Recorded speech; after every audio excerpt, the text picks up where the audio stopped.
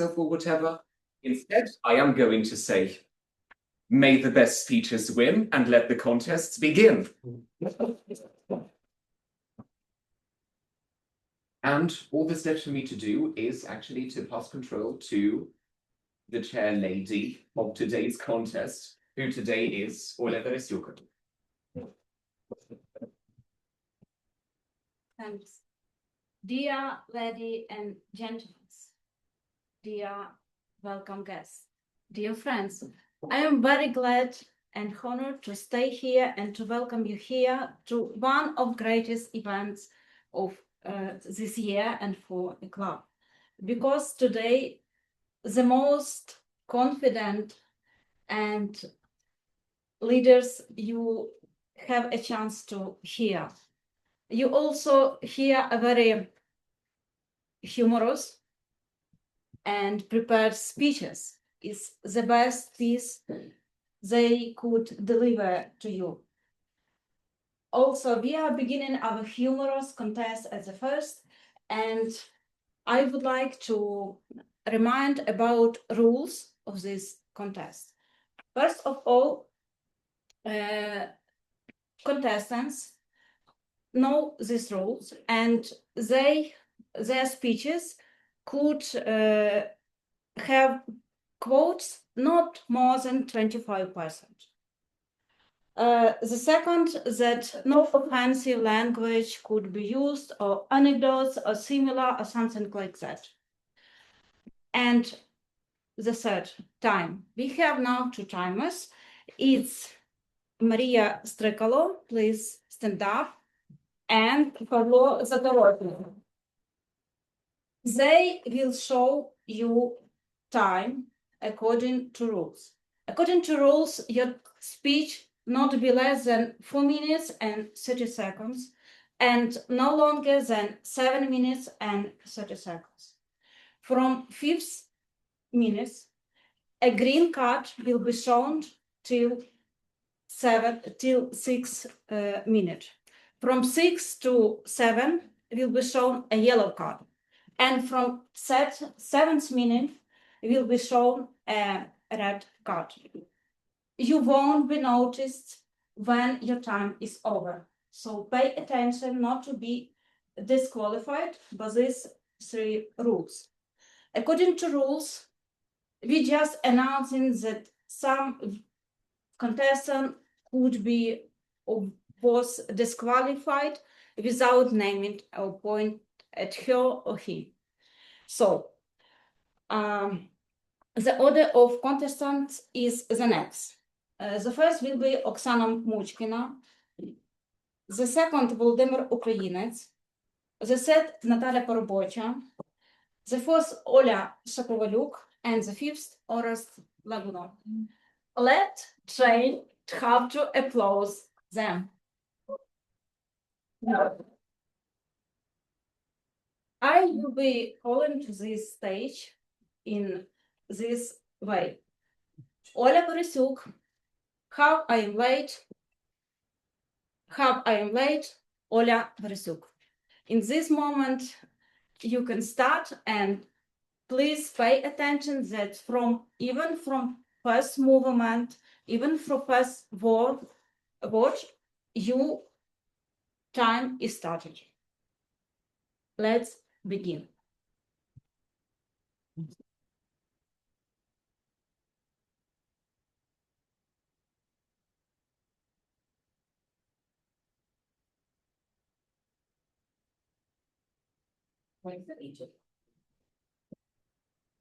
Welcome to the Egypt, Oksana Muchkina. Oksana Muchkina, welcome to the Egypt.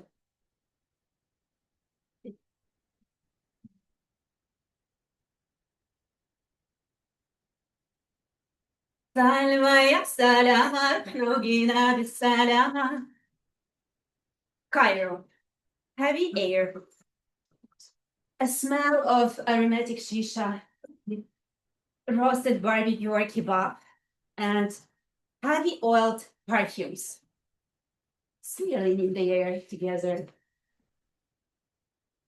Kids just playing barefoot, running around. A man wearing long galabeeah, sitting next to the rubbish and offering sweet tea, smiling toothlessly.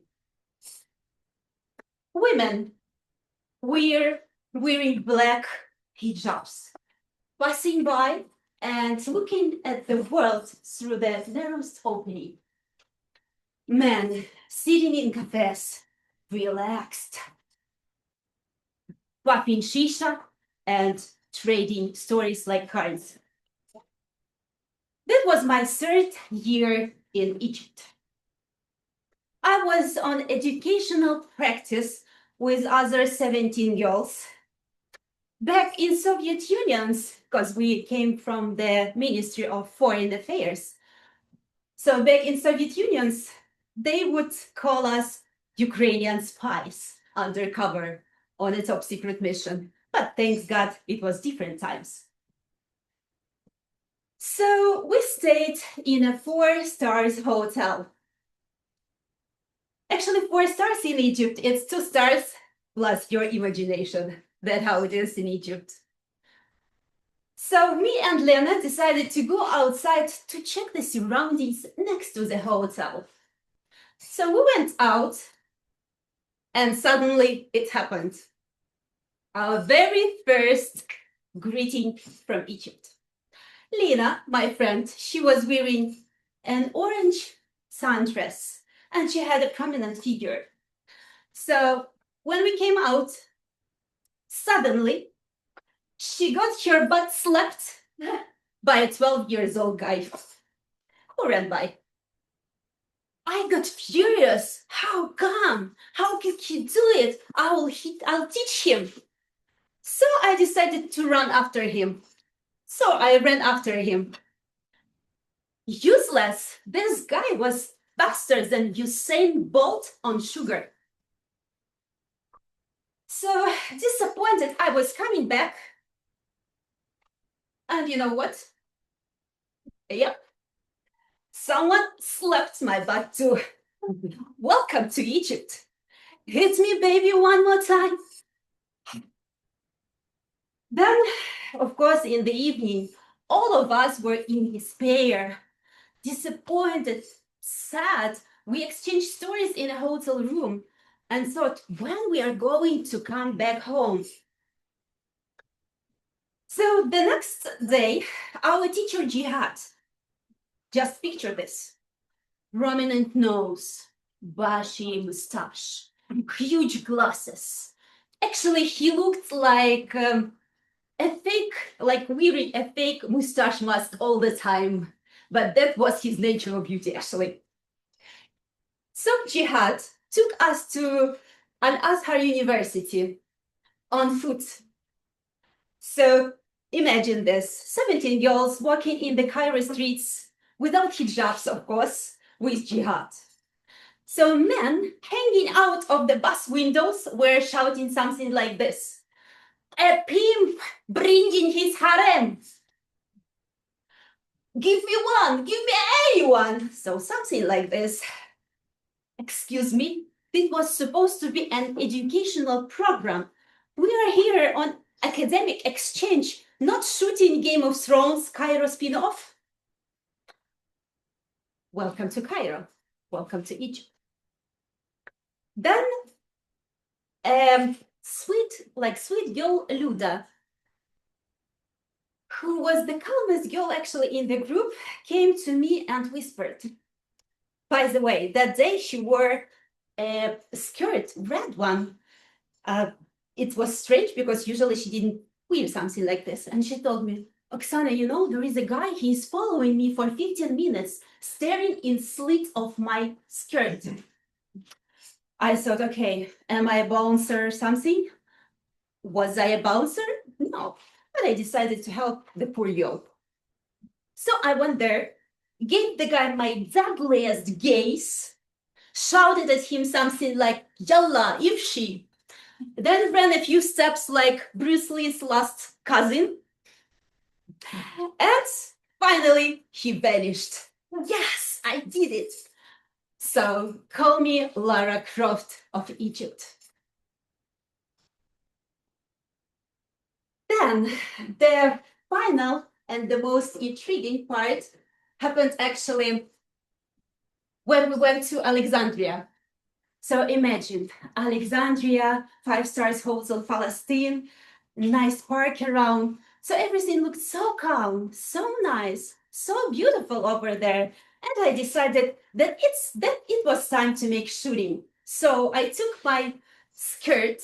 I had a lilac skirt, A-line, and we went to make a photo shooting outside.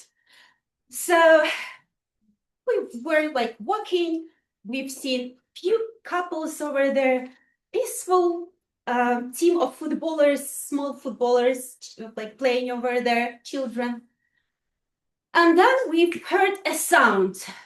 I was shocked. What was it? So I turned back, and I've seen the whole football team following us. They were trying to dive under my skirt and to see something that they never have seen in their life. I was shocked because we were two and they were many, like 20 plus, 12 years old boys that haven't seen anything in their life. Okay, so I stopped. I started to wave my hands like a crazy frog or something, shouting what I knew in Arabic. And finally, they left. So what Egypt actually teach me? That travel is unpredictable, that life is a huge bazaar. And actually, you can improvise, you can smile, or you may freeze. You're supposed to choose what you do. And if life gets crazy, so just shrug, laugh, and say, welcome to Egypt. Thank you. Thank you. And the second is Volodymyr Ukrainets. 1 minute. 1 minute. Sorry, 1 minute for silence for judges.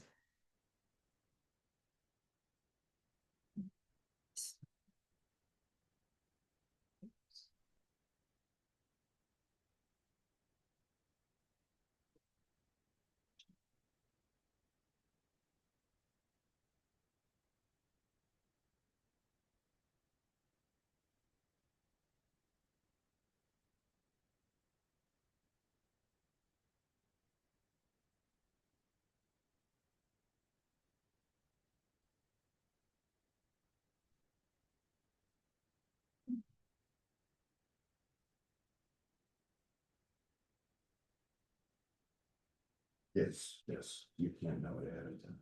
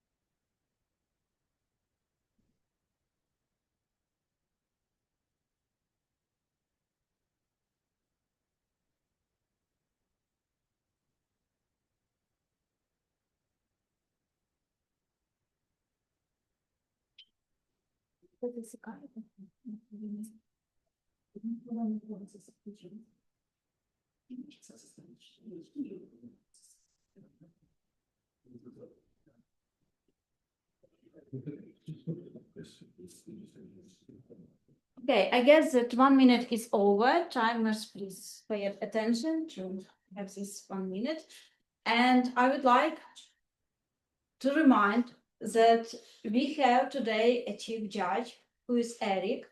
And Eric, please tell us, do we have a judge team? And I hope so. We had a contestant. contestant. Yes, we do have a judge team. You are all being observed and watched, and be reported to Interpol very shortly. No, I'm kidding. Everybody has been certified as a legal judge, and they will be providing the results, and I'll be certified now. Thank you. you.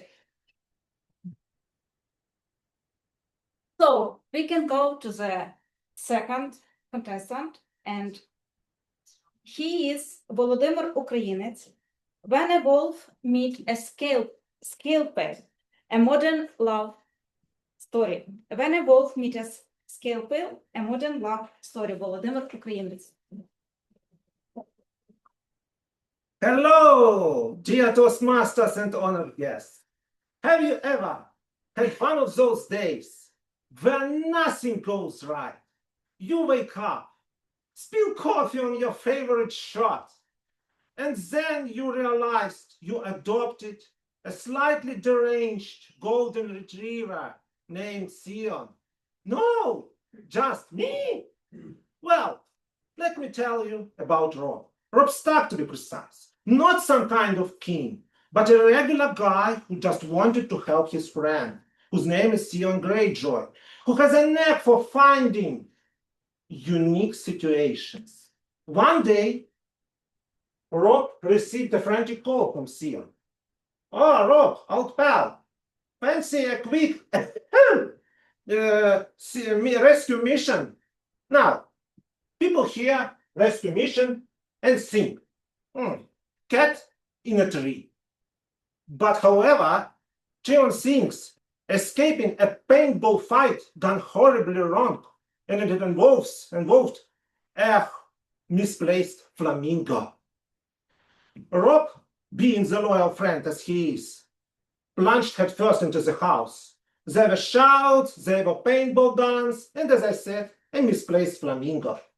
In an attempt to shield his friend from an aggressive paintball sniper, Rob received a purple bruise and a mild concussion after tripping over said flamingo. So, Rob, who envisioned himself to lead a business or a sports team, found himself in a hospital gown. And that's where he met her, Dr. Talisa Mega. Not a character from some historical epic, but a no-nonsense ER doctor with eyes that could melt glaciers and a bedside manner that could revive the dead. She took one look at Rob's purple face and at Sion, who was still trying to explain the flamingo incident, and raised one eyebrow. "Is this another one of yours, Mr. Stark?" she asked, holding a clipboard, which looks like a battle axe. Rob suddenly felt a spark. Not from concussion, I hope, but from something else. Their conversations were not exactly a Shakespearean drama. It was more like coffee dates at school at the hospital cafeteria, where they debated over the best brand of antiseptic. And their jokes were like, "Mr. Stark, did you know that head trauma can cause an inexplicable craving for lemon cakes?" Or something like, "Dr. Mega, did you know that my friend Sion believes pigeons are government spies?" Well, and Talisa, with her sharp wit, matched him jab for jab. She bandaged his wounds, and not just physical, but a slightly bruised ego. And Rob, subtly forgetting his phone in her office, just to have a course to return. And he also liked to linger in the ER more than medically necessary, just to hear her unexasperated sigh. "Doctor, I have an allergic to the medical food. It only acts up when you're not around." Well, I want to say, now, in a modern setting, there were no fears, no declarations of war, only laughter, frequent visits to the ER, mostly for Sion, and a budding romance, which only says all you need is a friend whom you can shield, a very patient doctor to find you happily ever after, and a misplaced flamingo. So, my dear friends, And I want to say, their battle was not with rivals, but to find a decent parking spot in the hospital parking. And a moment, and also Rob found out that Talisa had an obsession for obscure medical journals and had an obsession for organizing her spice rack. And Talisa found out that Rob has a soft spot for cheesy rom-coms. And he also has a skill to fix the leaky faucets. And also, their battle was also, and whose turn it was to do the laundry. So, what happened to Rob and Talisa, you may ask?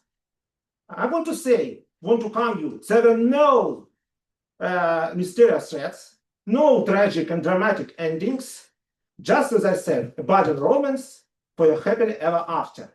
And Rob, well, he's still friends with Sion, but now he made sure to ask for a detailed itinerary before some kind of any rescue missions, just in case. So, my dear friends, if you are having a chaotic day, remember the story of Rob and Talisa, because sometimes the most unexpected detours can lead you to the most delightful destinations. All it takes, remember, always check for flamingos before you heroically charge into battle. Thank you very much! 1 minute of silence for judges.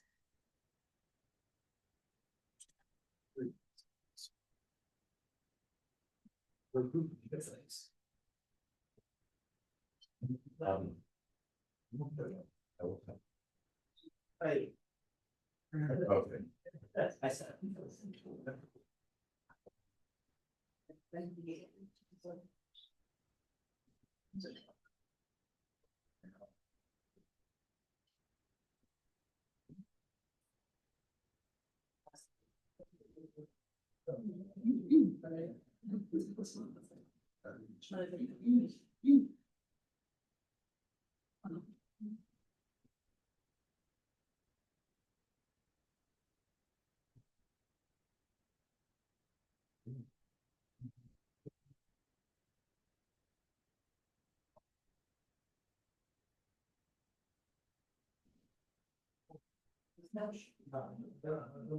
One minute is over, and I am inviting the set contestant, Nataly Parubocha. Lessons I learned.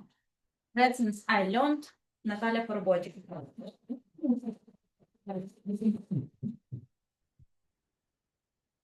Cats are capable of performing around 100 commands, but they don't want to. That's what I realized when I tried to take a picture of my cat Mustafa. It looked like that. He just royally settled on his sofa. How to miss that hit? All right, Mustafa, sit still, please don't turn around. Please don't turn back, please. Okay, try from another direction. Okay, now don't turn it. Another spoiled shot. These are Toastmasters and the most welcome guests. Have you ever tried to take a picture of a pet or of a little child who keeps moving? Please raise your hand. Is it familiar for you? With Mustafa, it results with this. Oh, or that. I don't know what that. Yeah. With this. Very often it results with this, and sometimes even with this. Yeah. Keep looking at it. That's because we, as children and pets and other animals, live by our own schedule and by the laws of Mother Nature. And that's what it teaches us about. There are a lot of lessons it teaches us. And the first lesson is respect others, respect yourself, and invest in a camera with a fast shutter. After 20 spoiled shots, my boyfriend stepped in, addressing our fur animal. Your Majesty, dear master of our home, Mustafa, would you be so kind to turn your royal head to make a picture? And you know what? It worked. It turned it away. No mutual understanding. Mustafa kept lying royally and looking at his petitioner. And then my boyfriend uttered, I wish he could speak and could tell us everything he thinks. And I objected. See, how is he looking at you? Do you want to hear that too? Dear fellow Toastmasters and the most welcome guests, do you know what is the difference between dog owners and the people who live in the cat's apartment? Yes, exactly. Dog loves you, and the cat, they just rent you a flat.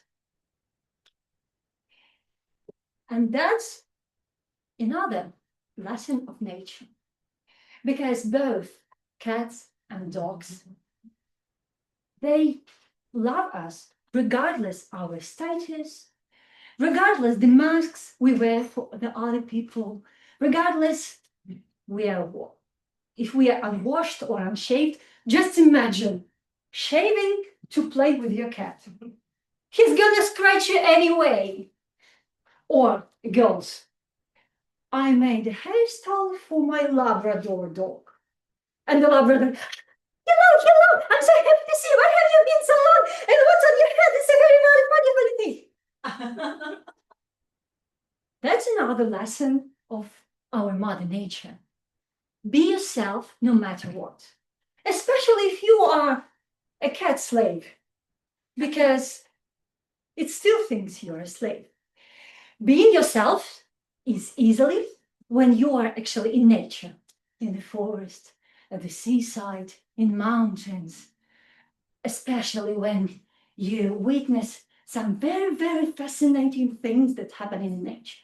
For instance, how the female mantis eating out the head of her fiancé after the wedding. Hence, the next lesson of nature. Don't lose your head in love. Unlike this beautiful snake beetle. Did you know that these beetles spend 7 years as worm-like? It's called larva. And they become such handsome only for one season, for summer, to go on species. Hence the less. And nature cared of its beautiful, being handsome, beautiful appearance, but left its mouth undeveloped. So it hardly can eat. Hence the next nature lesson, don't distract on unnecessary things. Just concentrate on what you have to do. But the main lesson, what was given by the nature, I think, is given by smart dolphins. Did you know that dolphins play jellyfish for fun? They just toss them around. And what the lesson?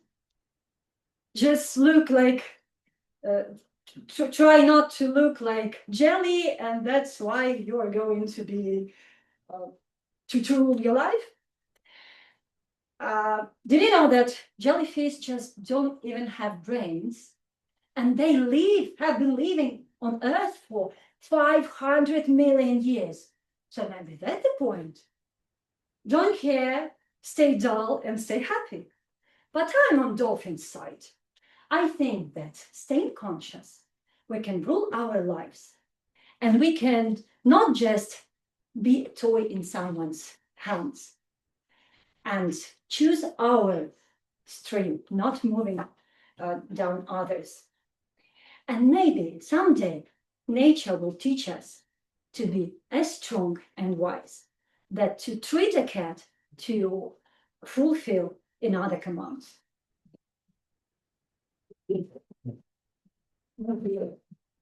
1 minute of silence for judges.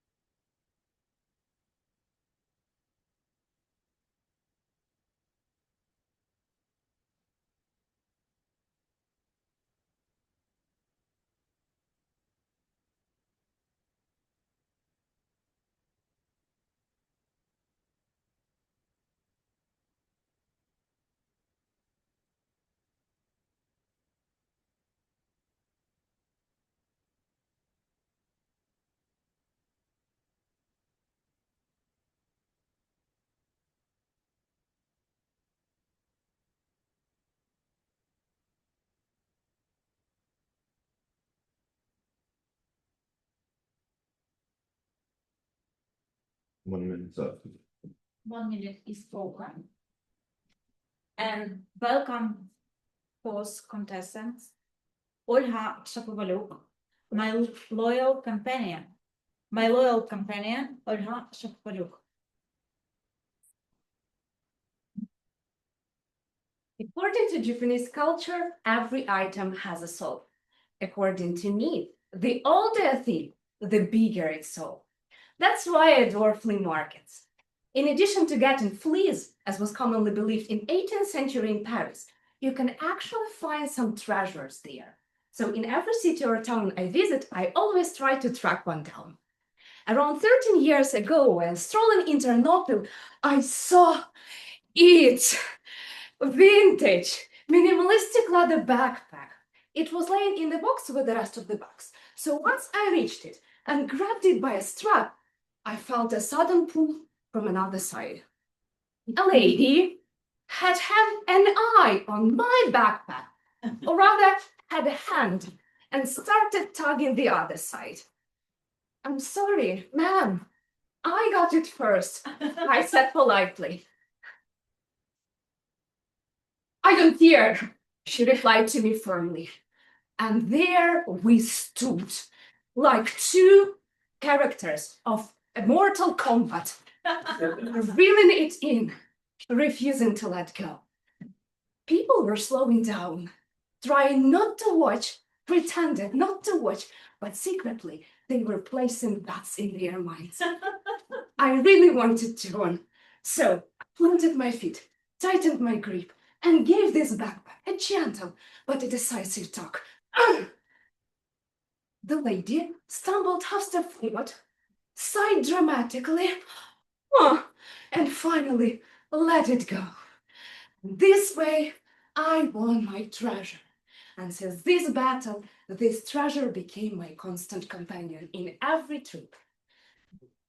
3 years after winning the battle, my friends and we went to Ternopil. The flea market did not work that day, so we were just strolling around the city, hopping into different cafeterias and different shops. And there, I saw it! Beautiful leather! Not minimalistic this time, but absolutely gorgeous. The backpack.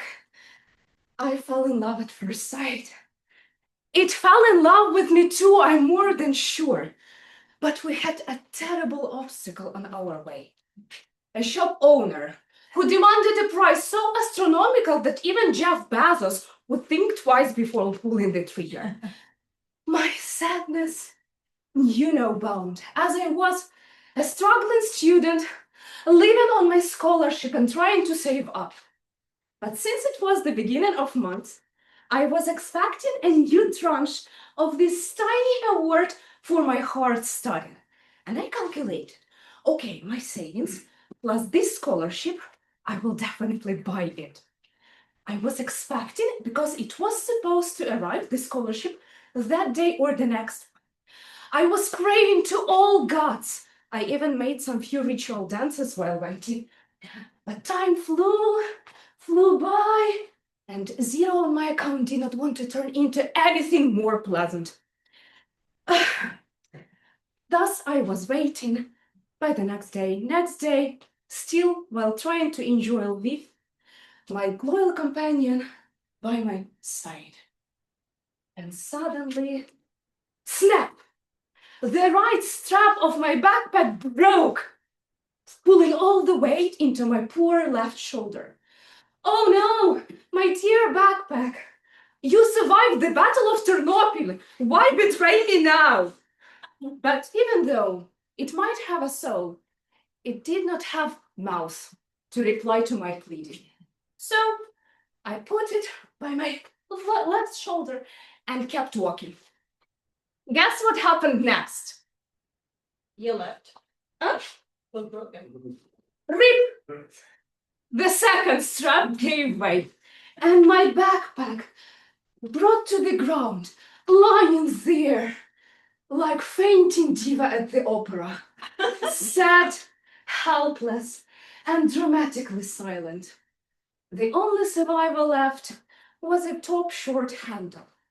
So I taped it in, grabbed it, and was strolling with, swinging my backpack like a sad leather briefcase. I did not get the scholarship that day, did not buy the new love of my life, or who knows, it might have just been a travel fling. But I did get back home, stitched my old companion, and never let it go. Now, whether my backpack was angry like Othello punishing me for eyeing another, or whether it was sacrificing itself like a noble samurai trying to push me toward the love of my life, I will never know. But I know that it has a soul, the big one, that apparently loves dramas, hates shaving, and still somehow forgives me every time I buy another bag. Thank you.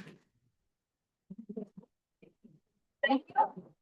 1 minute of silence.